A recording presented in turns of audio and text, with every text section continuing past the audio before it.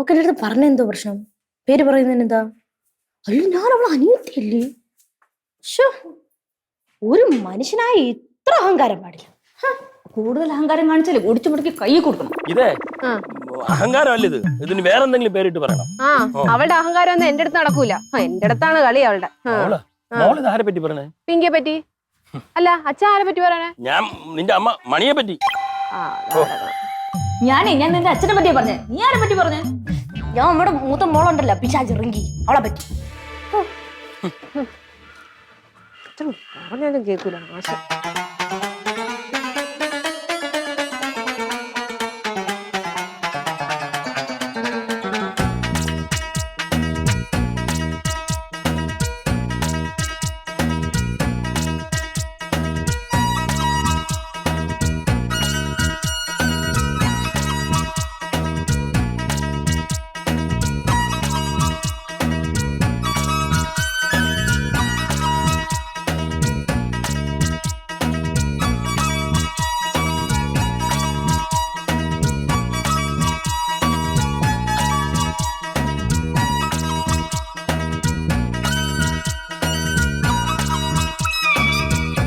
മക്കളെ, ഇത് നമ്മൾ സംശയിക്കും പോലെ ഒന്നുമില്ലെന്ന് നമുക്ക് അറിയാം. പക്ഷെ ആരാണെന്നൊന്ന് ചോദിക്കുമ്പോൾ മര്യാദയ്ക്ക് ഒരു ഉത്തരം പറഞ്ഞുകൂടി. കള്ളം പറയണ എന്തിന്? അല്ലെങ്കിൽ ഉത്തരം പറയാൻ നിൽക്കുന്ന എന്തിന്? അല്ലെങ്കിൽ വിഷയം മാറ്റുന്ന എന്തിന്? അതിന്റെ വല്ല ആവശ്യമുണ്ടോ? കൃത്യമായിട്ട് ഉത്തരം പറഞ്ഞു കഴിഞ്ഞാൽ നമ്മൾ സംശയിക്കുമോ? അതപ്പം വിഷയം തീരേണ്ട കാര്യം. അതിനെ വെറുതെ വലിച്ചു കെട്ടി ചുമ്മാ ജാട കാണിച്ച് ഇങ്ങനെ ആക്കിയെടുക്കും. ഇതേ സ്വഭാവം തന്നെയായിരുന്നു അമ്മ റിങ്കിക്കും. നമ്മളിങ്ങനെ ജസ്റ്റ് ചോദിക്കില്ലേ അമ്മ തമാശക്ക്, അവളിങ്ങനെ ഫോൺ വിളിച്ചോണ്ടിരുന്നപ്പം ഞാൻ അങ്ങനെ ചോദിച്ചു ആരാടി ഫോണിൽ എന്നൊക്കെ ചോദിക്കില്ലേ. അപ്പൊ ആരാണെന്ന് സ്ട്രെയിറ്റ് ആയിട്ട് അങ്ങ് പറഞ്ഞാൽ മതി. ഇതൊരുമാതിരി കാമുകനാണ്, അതാണ് ഇതാണ്, പിന്നെ പേര് ചോദിച്ചപ്പോ പറയില്ല, ഒരു മറ ഒളിയൊക്കെ. അപ്പൊ അങ്ങനെ ചെയ്യുമ്പോ എന്തായാലും എനിക്ക് അറിയാനൊരു ക്യൂരിയോസിറ്റി ഉണ്ടാവൂലേ അമ്മ? അത് തന്നെ എന്റെ കാര്യത്തിൽ സെയിം കാര്യം തന്നെ സംഭവിച്ചത്. അച്ഛനെ ആരാന്ന് ചോദിച്ചപ്പോ കൃത്യമായി പറഞ്ഞാൽ മതി. ഒളിച്ചു വെച്ച് കള്ളം പറഞ്ഞു വേറെ പേര്. വല്ല ആവശ്യമുണ്ടോ? ഒരാവശ്യമില്ല. ഇതിപ്പം അവരെ മുമ്പിൽ നമ്മൾ ഒരുമാതിരി സംശയരോഗിയായില്ലേ അമ്മ?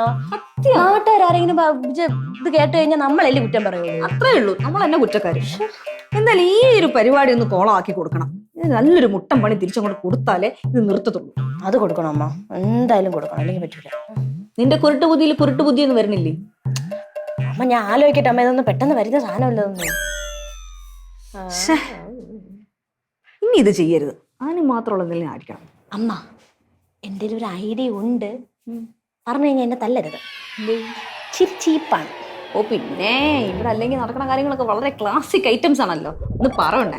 അങ്ങനല്ല, ഇനി അവർ കേൾക്കണ്ടില്ലേ. വാ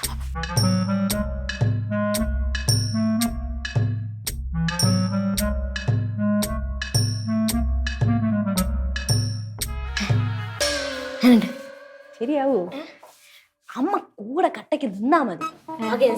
ആണോ? എന്നാ പിന്നെ നമുക്ക് അങ്ങോട്ട് ചെയ്യാം. ഓക്കെ.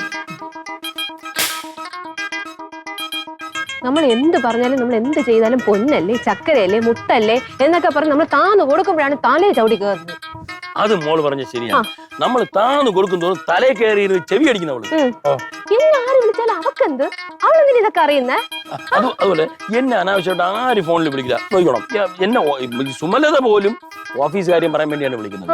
അത് മണിക്ക് നല്ലപോലെ അറിയാം. പിന്നെ അവൾ എന്താണ് ഈ അഹങ്കാരം കാണിക്കുന്നത്? സംശയം. അത് തന്നെ, എന്തിനേതിന് സംശയമാണ്.